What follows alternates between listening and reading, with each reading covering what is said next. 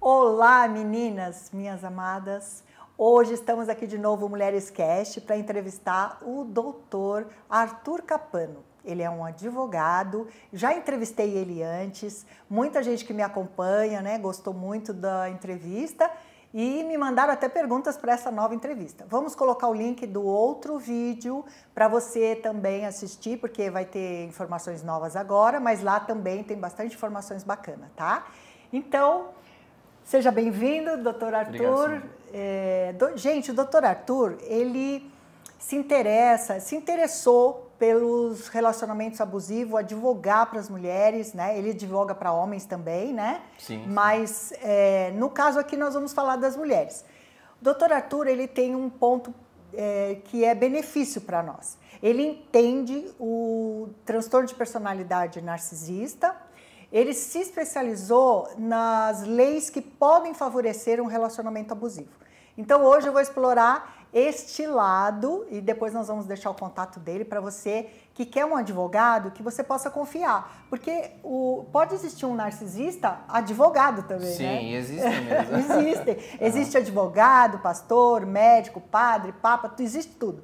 Mas aqui nós vamos falar com um advogado que, no caso, ele não é um narcisista, então ele consegue se colocar no lugar de uma mulher que está num relacionamento abusivo e eu vou perguntar tudo que a gente precisa saber. Vamos lá, bora. doutor. Me fala, como que foi que você... Eu acho até que eu tinha te perguntado isso antes, mas só para o pessoal entender. Como foi que você se interessou nessa parte do relacionamento abusivo, nos direitos da mulher que está vivendo com um homem narcisista? Eu me interessei porque o meu pai, né? Ele é um narcisista. Ah, você foi vítima, então? Sim, eu fui vítima porque eu convivi com ele muito tempo. Então, por tudo que eu já li, que eu estudei sobre o narcisismo, eu fui vendo aos poucos esses traços de personalidade nele, né? E, claro, isso foi paulatino, né? Ao longo do tempo, foi algo que não aconteceu de um dia para o outro, mas eu acabei percebendo e realmente tudo que ele fazia, né? Todas as atitudes dele batem 100% com o narcisista. Foi se encaixando. Foi se encaixando. E aí depois, né, atendendo clientes, aos poucos eu também fui vendo, olha, é similar nisso, é parecido nisso. Meu pai fazia isso. Exato, né?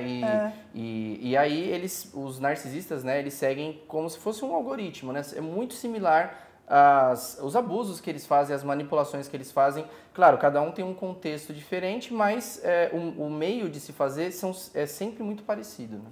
E você concorda que muitas coisas que eles fazem são contra a lei e a lei pode resolver o caso da pessoa com eles? Não sei se eu me atrapalhei. É assim, eles cometem crimes, né? Vamos falar a verdade. Eles cometem crimes, né? Porque crime não é só assaltar, roubar, botar arma, não. Existem outros tipos de crime. E aí eles cometem crime e você acha que um advogado consegue entrar com uma ação, ressarcir? Você acha que é importante?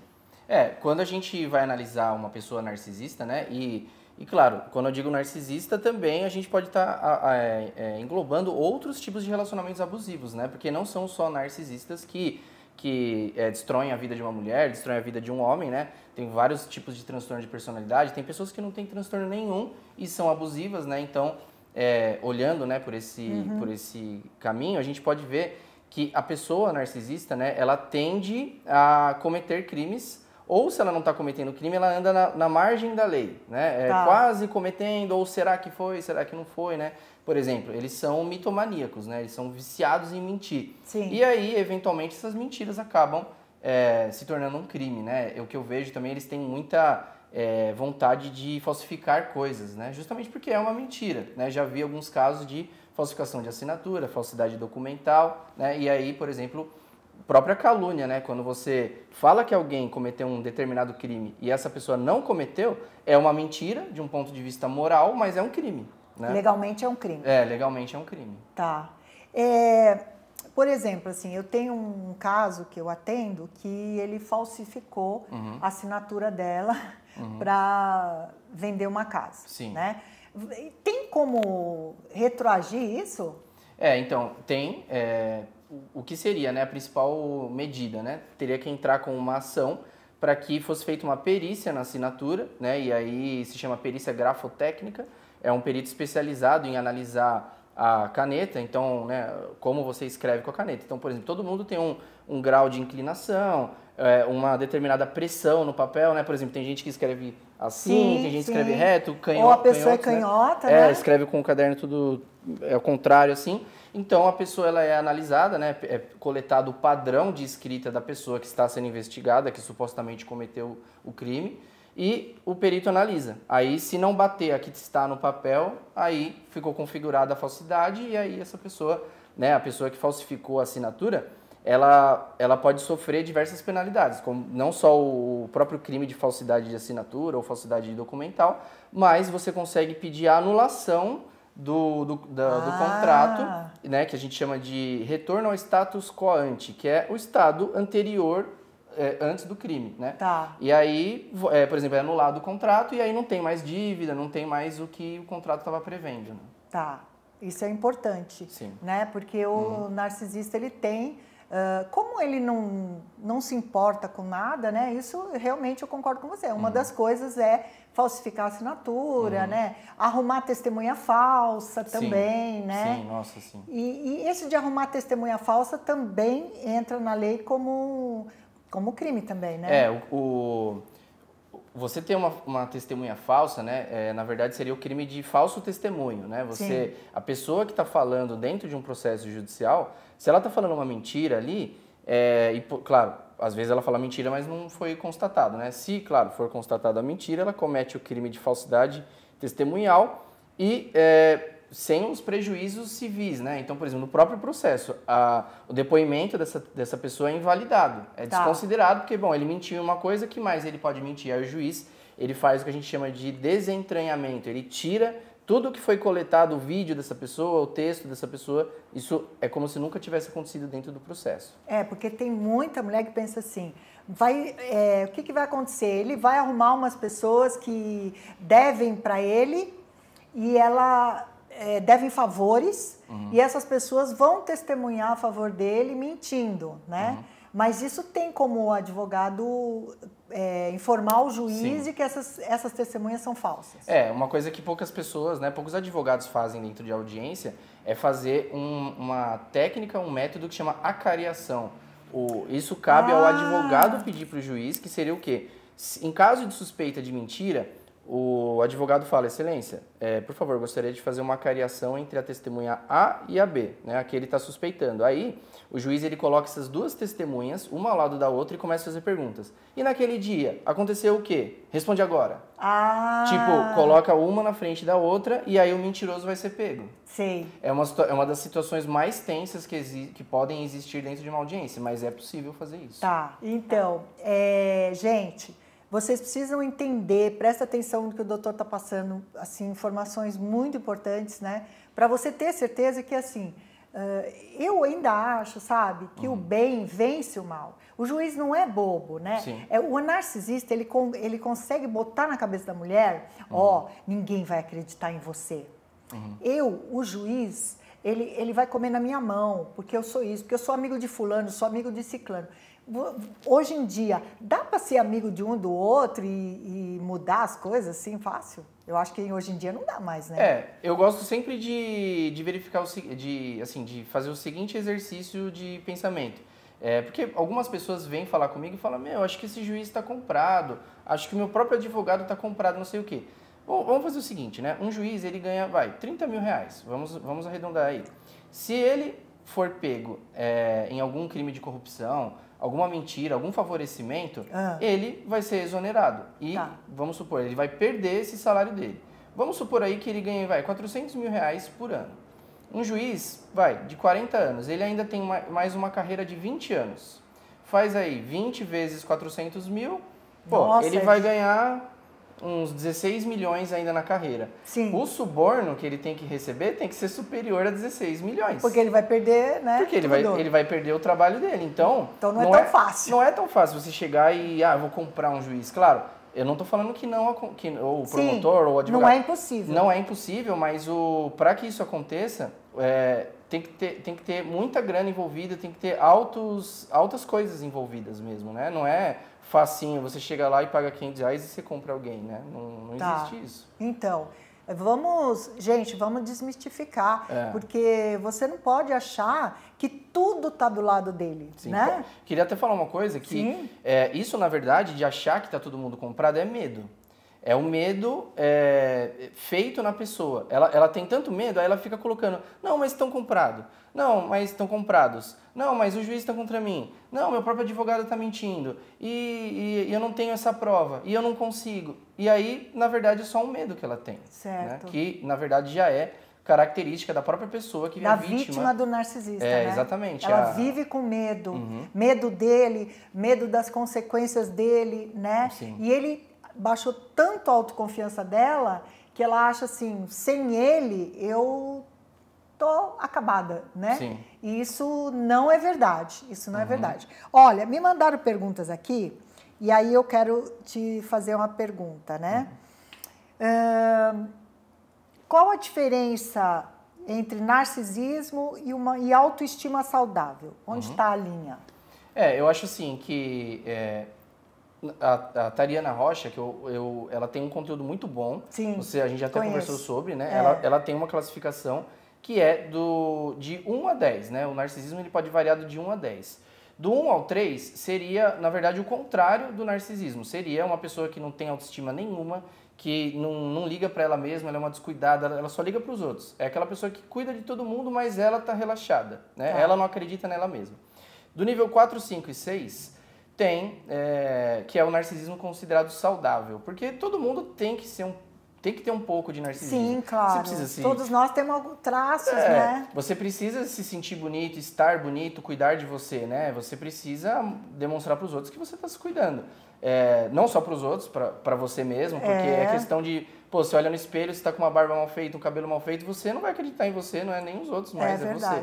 E aí tem o 7, que seria aquela pessoa assim que ela já está quase se tornando um narcisista patológico, né, com transtorno de personalidade narcisista mesmo, que é aquela pessoa que se ela não tiver apoio, ela não tiver uma terapia, pessoas ajudando ela, ela vai se tornar um. É aquela pessoa que já está quase se tornando, né, narcisista mesmo. E aí tem o 8, 9 e 10, que seriam os reais narcisistas, né, os com transtorno perversos, mesmo. Perversos, né? E aí dá para classificar no oculto ou no grandioso, né? Então tem classificações, mas aí 8, 9 e 10 você já está indo para um narcisista do mal mesmo, aquela pessoa que engana, que mente, que comete crimes e tudo mais. Gente, vocês estão vendo? Eu fiz essa pergunta proposital porque ele realmente entende. Então, se você falar com um advogado que entende do transtorno, né, você consegue se colocar no lugar daquela mulher, né? E uma coisa que eu queria que você falasse, às vezes elas têm medo, porque eu estou trazendo para você tudo que me trazem, né? Sim. E como eu não sou advogada, né, gente?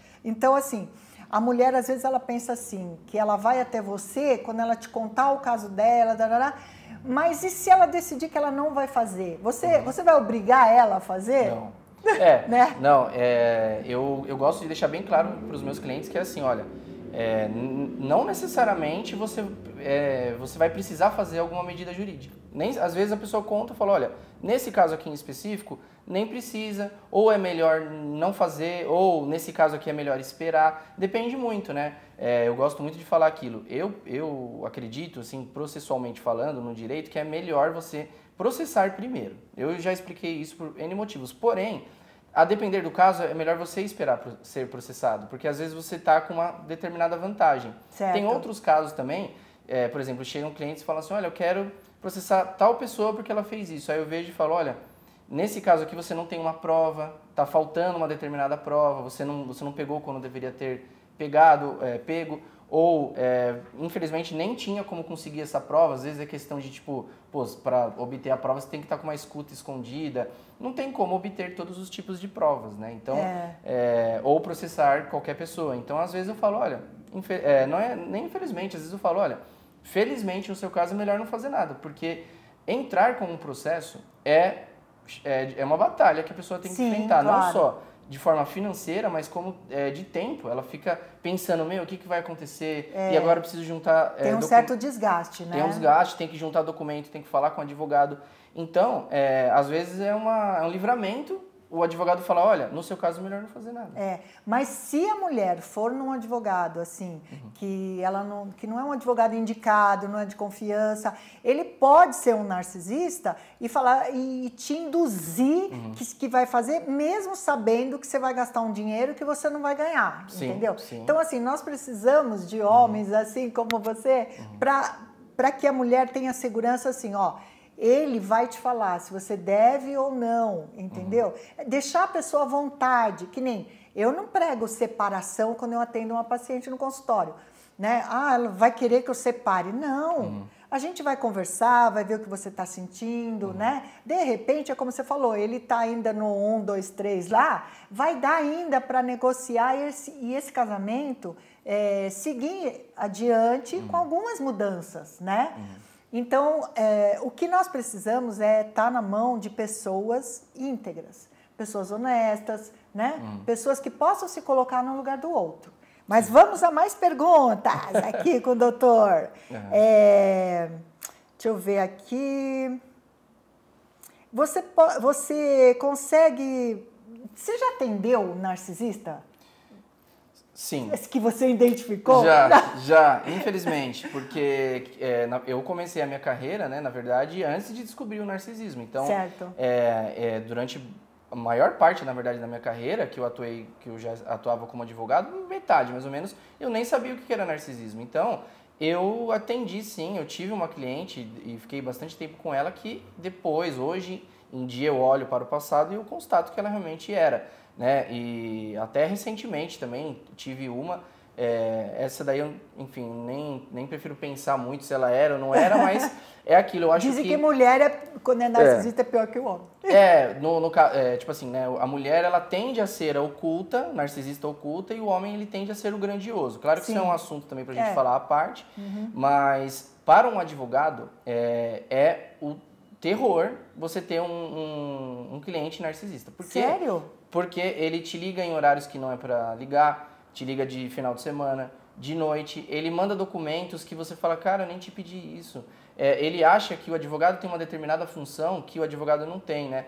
Por exemplo, ele acha que quem tem que conseguir o documento é você. Por exemplo, eu tenho que ir lá no cartório buscar o documento do meu cliente. Ou eu tenho que falar com a pessoa tal. Eu falo, olha, é você que tem que pegar esses documentos, né? É você que tem que obter as suas provas. O trabalho do advogado é falar com o juiz, é peticionar, é estar na audiência, é te dar orientação. Ele não vai fazer as coisas para você, né? E aí o cliente narcisista, ele tem uma presença opressora no advogado. Ele quer resultado. Se você não tem o resultado... e claro, na verdade a maioria nem chega a ter resultado porque você sai antes de terminar o processo, né?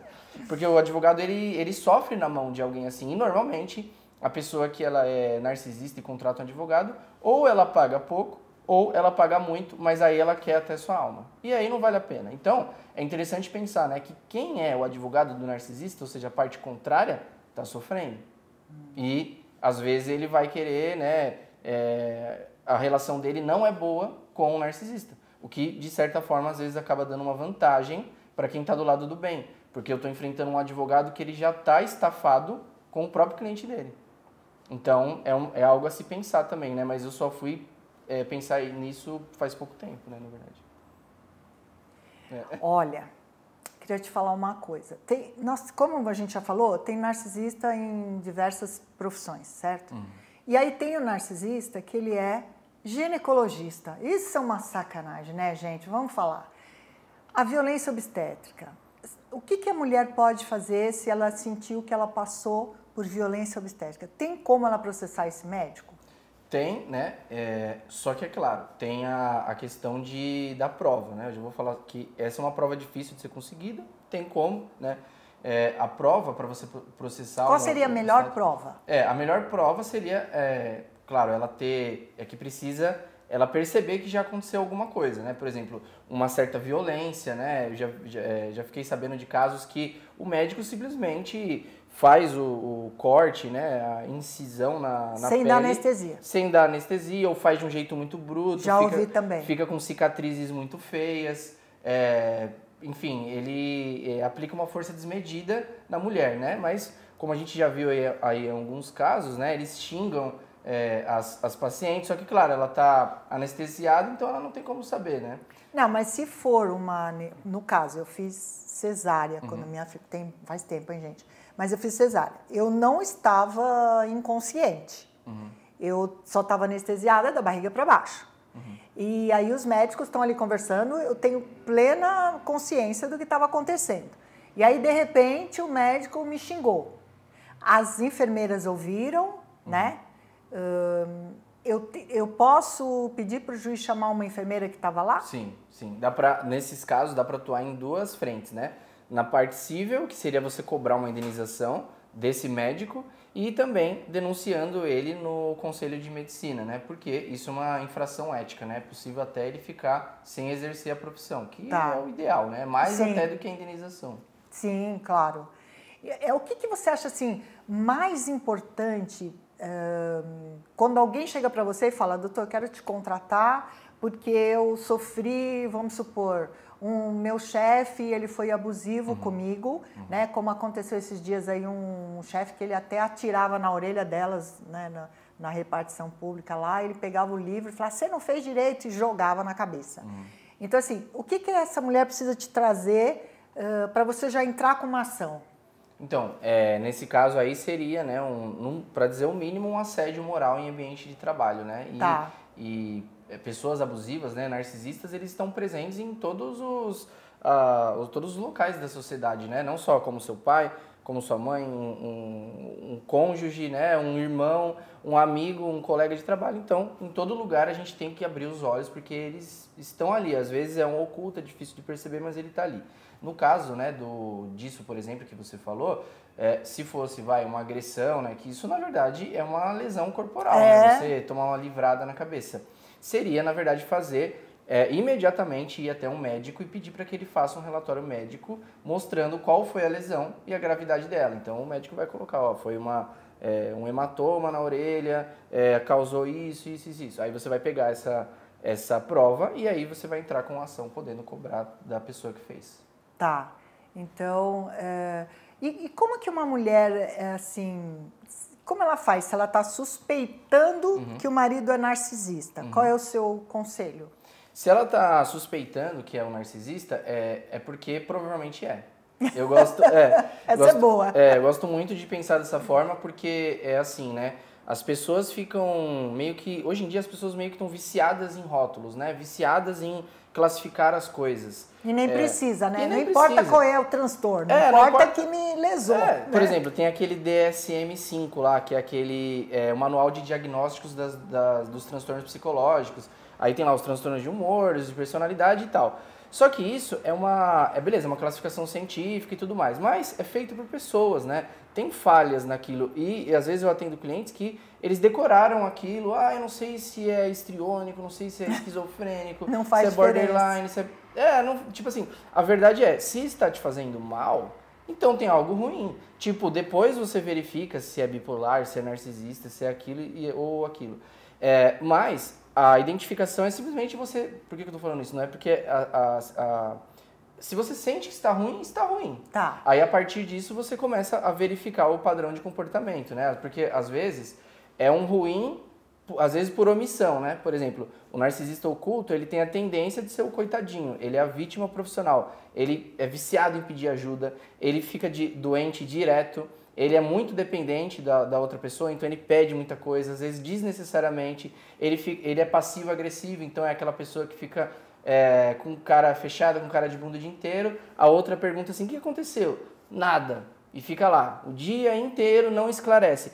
E, na verdade, às vezes não aconteceu nada mesmo, é porque é o meio que ele tem para chamar a atenção da vítima, do tipo, olha pra mim, e fica lá emburrado como uma criança, né? Ou, claro, também no narcisista grandioso, aí já é muito mais fácil você identificar, porque ele tem comportamentos normalmente de vício, sempre não, mas quase sempre tem um vício junto, ou ele é agressivo mesmo na palavra propriamente dita, de bater, de xingar, de humilhar, né? Então, a partir do momento que você não está se sentindo bem, aí já você é analisa. motivo para você não querer aquela situação. Exatamente. Uma outra curiosidade que eu tenho, que eu acho que as mulheres também pensam nisso. Vamos supor, uma mulher sofreu violência doméstica, ela foi na delegacia, ela fez o BO, ela conseguiu uma medida protetiva, tá? Uhum. Tudo bem, ela afastou o cara, né? Só que ela tá com dívidas que ele fez no nome dela, né? E ele fala assim, então você não me quer mais, tal, só que agora também não vou pagar mais nada. Tem como ela chegar em você e falar, olha, eu quero te contratar para tentar receber tudo que ele me deixou de dívida? Tem? Primeiro, né, a gente faz uma análise do regime de bens do casamento. Então, mas se for só... Eles moram juntos. Tá? Namorado só. Ou namorado, ou moram junto, independente do regime de casamento, assim. Porque assim, ó, por exemplo, se você só namora com a pessoa, então você não tem vínculo jurídico com ela nenhum, a princípio, né? Tá. Se você vai lá e faz um contrato de financiamento, é só você. Não tem como imputar para a pessoa. Tá. O que eu vejo que acontece é casado, aí a pessoa, ou narcisista ou a narcisista, faz uma dívida e aí por ela ser casada, o cônjuge responde pela dívida, né? Sei. Mas no caso que você falou, vamos supor, imagino que seja o seguinte, né? A pessoa namora e aí a outra engana ela, né? Pede depósitos. Por exemplo, né? No cartão de crédito dela, o cara gastou no cartão dela R$2.000. O juiz olharia, você poderia informar o juiz que tudo que foi comprado naquele cartão é para ele? Então. Vale isso? Aí eu faria a minha ideia, né? Seria o quê? No regime da comunhão parcial de bens, tudo que os dois compram e adquirem, a princípio, vai ser dividido à metade. Se eles estão namorando, a gente pode caracterizar aí uma união estável, e a união estável, por padrão, ela tem uma comunhão parcial. Aí é assim, tudo divide, a princípio, a menos que você consiga provar que determinada dívida que um dos cônjuges fez foi só para comprar coisas para ele. Uhum. Então, por exemplo, se eu pego lá o cartão, aí eu vou olhando no extrato, aí tá lá assim, ó, tênis, viagem, balada, uísque, não sei o quê. Aí eu falo, ó, ela nem consome isso, ela nem compra essas coisas. Ele usou pra então, ele. muito embora tenha sido gasto no cartão dela, a dívida é dele. Uhum. E aí o juiz reverte a situação e ele tem que pagar o cartão. Tá, era isso que eu queria saber. Mas, gente, estou explorando tudo, hein, que vocês me pediram. Então, doutor, eu queria te perguntar sobre essa violência doméstica, violência que a pessoa sofre. Tem prazo para prescrever? Sim, cada crime ele tem um prazo prescricional diferente. Muda, né? Quanto mais grave o crime, maior a pena e aí maior o prazo prescricional também. Então, o ideal é fazer logo, né? O ideal é fazer assim que acontecer. Vamos andar assim logo com isso. Sim. Ai, que bom, né? Você acha que a lei está do lado das mulheres? Eu acho que, assim, né, conforme a gente foi se entrando num processo democrático desde a Constituição de 88, isso foi melhorando. Claro que é um negócio lento, comparado com outros países mais desenvolvidos, é realmente lento.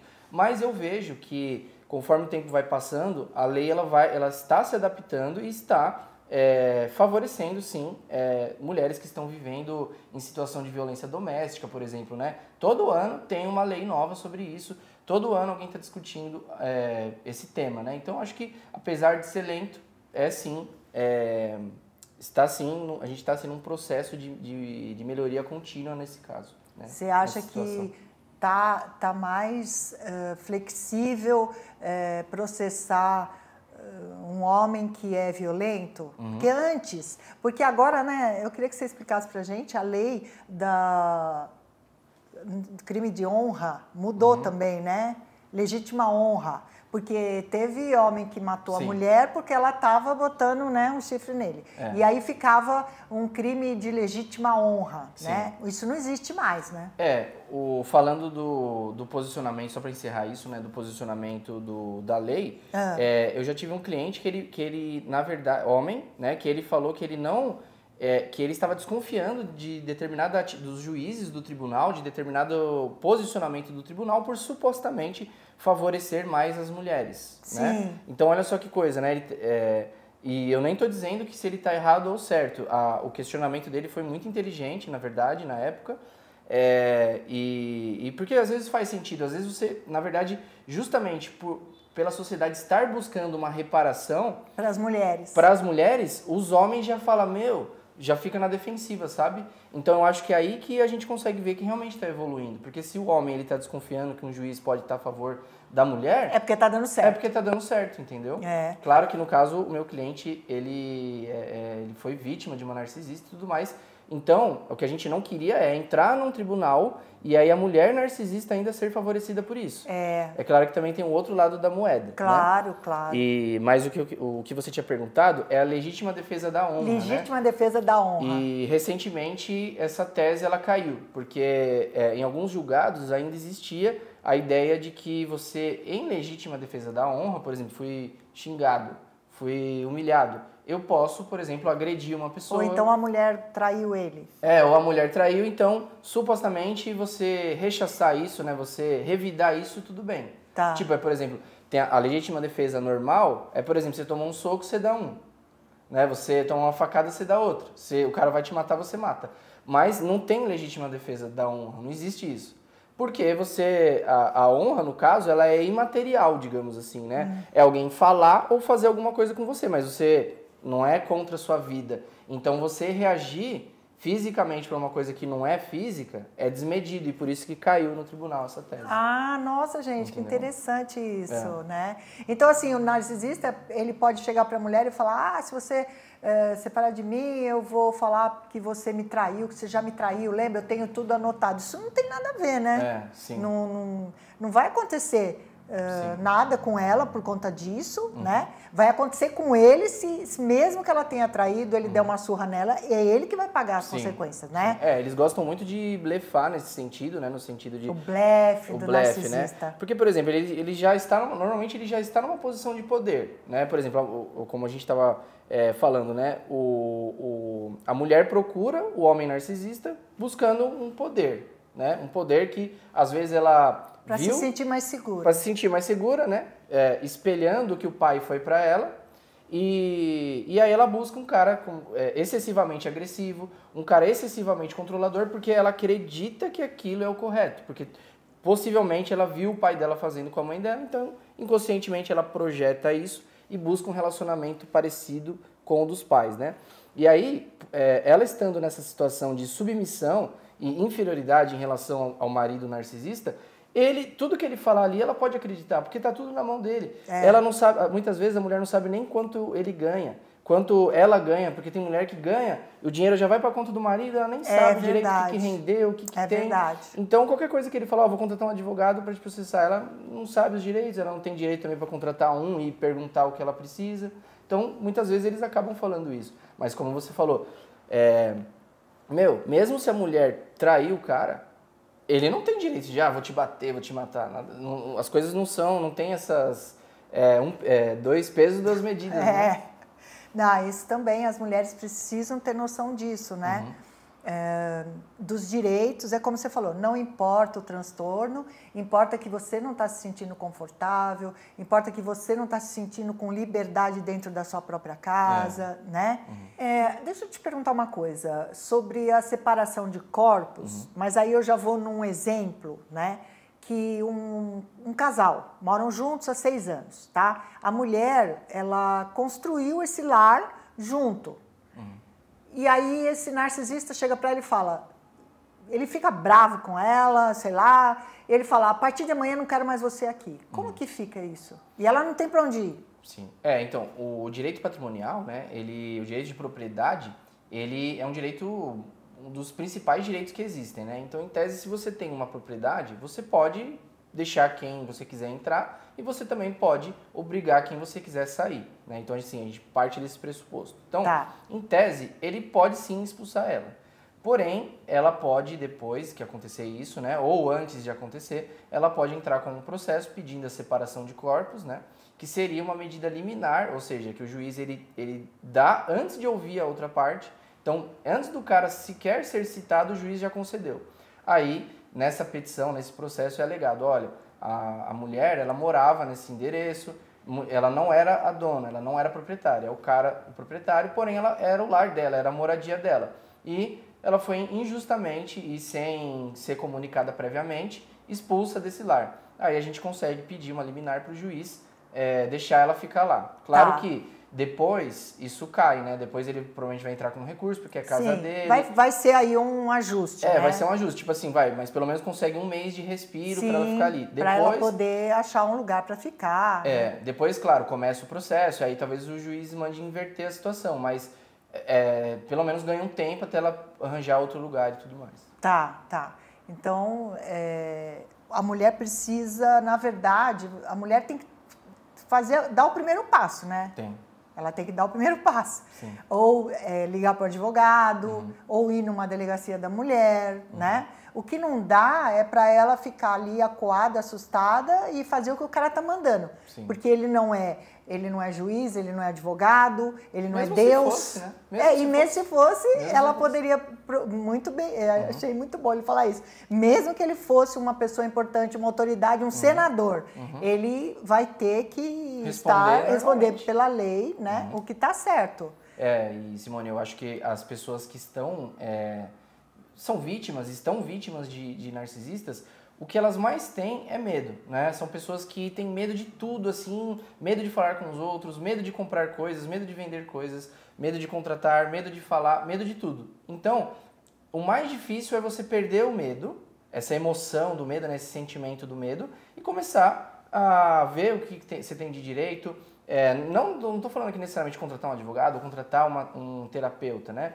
Mas fazer o que for possível para você sair dessa prisão invisível, né? Seja lendo um livro, vendo vídeos na internet. Buscar saber, né? Os seus direitos. Mesmo que demore aos poucos, sabe? Mesmo que você fala, bom, eu vou ficar ainda mais aqui com essa pessoa mais um tempo, mas eu estou reunindo energia, estou reunindo forças. E eu sempre falo, tem um plano de fuga, né? Para você sair do narcisista. Claro, é um processo... plano de fuga. Eu gostei dessa. É um processo longo, né? É um processo que demora para acontecer, mas muitas pessoas às vezes não tem nada mesmo, não tem R$1. E aí, basicamente, a estratégia seria o que eu te falei, de você ir consumindo alimentos para a sua alma, para o seu espírito, né? Você, do jeito que for possível, se manter ativo fisicamente, porque muitas pessoas que são vítimas de narcisismo também acabam adoecendo, porque fica com preguiça e medo de fazer as coisas, acha que vai se machucar, acha que vai ser assaltado na rua. Não confia mais em ninguém. Não confia mais em ninguém, não tem dinheiro para contratar academia, personal trainer, etc. Mas é isso, você se manter ativo fisicamente, comendo minimamente bem, consumindo coisas boas, até também, se quiser, voltar a se espiritualizar mais, né? E eu não estou falando só ir na igreja, por exemplo. Você pode ler... eu entendo. Ler livros espirituais, por exemplo. Eu adoro o Alquimista, do Paulo Coelho, né? Eu acho que ele abriu meus olhos para a espiritualidade, porque antes eu era um cara, tipo assim, só ciência. Não foi comprovado, então não existe. Mas aí que eu descobri que você acreditar só na ciência é como se você tivesse igual uma pessoa que é excessivamente crente pela religião. Tipo, a ciência se torna uma religião para pessoas, às vezes. É verdade. Então, você tem que... você tem que se abrir mais, né? Você tem que ir pegando de tudo um pouco do que você pode e, aos poucos, ainda que você tenha que tolerar o narcisista, né? Você, às vezes, não dá para fazer o contato zero, mas você começa a fazer a pedra cinza. Sim. Que é você meio que... o narcisista na cozinha, então eu não vou lá. Fala só o necessário e entender que, de repente, a mulher tá vivendo a vida do narcisista. Ela não tá fazendo o que ela gosta, ela já não sabe mais o que ela quer, o que ela não quer, né? Ela tá vivendo a vida do outro. Mas aí eu te pergunto assim, você não precisa falar valores, né? Mas é muito caro contratar um advogado para fazer essa separação do narcisista? Então, alguns casos, a exceção, né? A gente consegue fazer o divórcio consensual, que aí seria por meio de um acordo. É claro que precisa de negociação, porque normalmente o narcisista ele não aceita acordos, né? Então, o que eu posso dizer é, o divórcio consensual, ele é muito mais barato do que um divórcio litigioso, porque um divórcio consensual você resolve em 1 mês, 2 meses de negociação, leva para o Poder Judiciário e menos de 1 mês resolve. Então, eu acho que as pessoas também não entendem direito como é que funciona a precificação do advogado, né? O advogado... Tem gente que pensa que é tão caro, e aí elas pensam, não vou conseguir. Exato. Tem gente que, tipo assim, acha que é muito caro, tem gente que acha que é muito barato, tem gente que acha que é igual a tabela da OAB, né? Então, por exemplo, quem não sabe, é só entrar no Google e digitar assim, OAB, o seu estado, né? A sigla do seu estado e honorários. Aí vai aparecer a tabela lá. A tabela, ela é um norte, né? Para você saber, olha, é mais ou menos isso. Mas, claro, às vezes você pega um processo que ele é tão complexo que provavelmente você vai demorar tanto tempo ou tem tanto patrimônio envolvido que você tem que cobrar mais caro mesmo, porque vai ser muito difícil, Vai né? ser mais difícil. Mas tem como parcelar? Sim. O advogado? Sim. Coisas que as pessoas acham também é que, não, é só à vista que é o advogado. Não, mas eu trabalho com parcelamento, muitos colegas fazem parcelado também, então eu acho que é meio que desmistificar, né? Eu acho que você tem que pelo menos pergunta, né? Tem pessoa que tem até medo de chegar e perguntar quanto é a consulta, como é que eu faço para entrar em contato com você e tal. A pessoa fica, ela não consegue nem fazer isso, né? Mas a gente volta no medo, né? Ela tem medo até de perguntar. Puxa, que bacana. Nós chegamos ao fim do nosso papo, que foi muito bom. Eu quero te agradecer muito por você ter aceitado novamente. Meninas, eu acho que vocês aprenderam bastante coisa, né? E a gente vai colocar o contato, doutor, sua rede social? Eu tenho o Instagram, né, que é Arthur Capano Advogados. Eu também estou no TikTok. É sempre esse nome, né, Arthur Capano Advogados. O Arthur é sem H. Então, Instagram, TikTok e YouTube, tá bom? É isso aí. Eu conto com vocês para curtir o vídeo, compartilhar com quem precisa e até aqui. Um beijo para vocês. Até mais.